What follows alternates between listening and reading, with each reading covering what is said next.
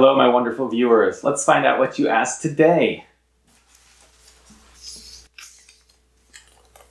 Based on your experience with a traumatic brain injury, what advice would you give to someone dealing with a limiting physical ailment on how to best accept and cope with it?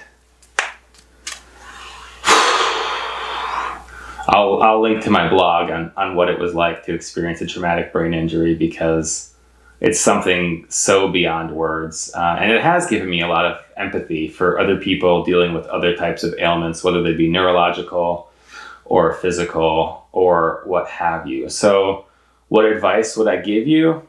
Be patient with yourself in all of the ways. Be patient with your healing. Be patient with your emotional states. Don't expect to be like, oh, okay, well, now I'm just going to accept and be zen. Like, maybe not. For me, it was kind of a constant non-linear struggle. There were good days and there were bad days. There were moments where, I didn't give a f***. I just accepted everything. And then there were moments where I was so incredibly terrified and frustrated and just feeling trapped and hopeless and wanting anything other than what I had. So none of us are perfect at this, even those of us who study psychology and Eastern philosophy and, make an effort to live a certain kind of life. It's still some stuff is just tough stuff. So give yourself permission to feel however you feel, to go through whatever waves you go through. Don't put pressure on yourself. Don't feel like, well, I've got to come out of this better and I've got to come out of this better now. You almost inevitably will come out of it better. I guess that's the one, saving grace of it all a little bit. I don't want to say that it makes it worth it or it justifies it or your pain is actually a good thing or any of those kind of trite cliches that just, don't really do justice to some of the immense suffering that we can go through. But it is your experience to make of what you will.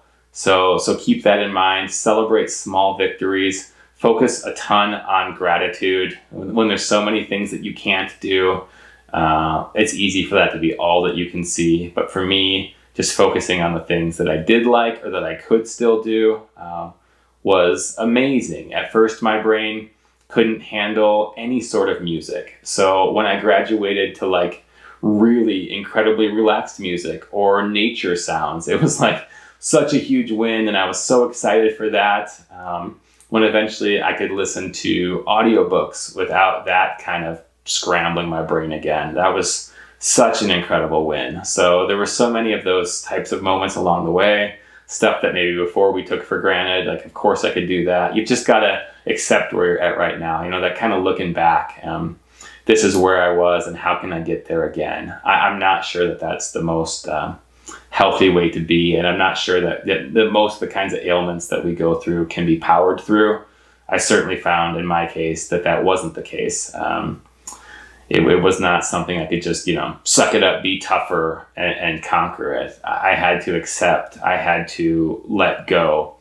I had to, just face all of that fear that maybe I would never recover, that maybe I would never be normal again. And ask myself, okay, well, where can I find happiness and joy, even if this is what it is? Because honestly, we don't know. We don't know what comes next, right? So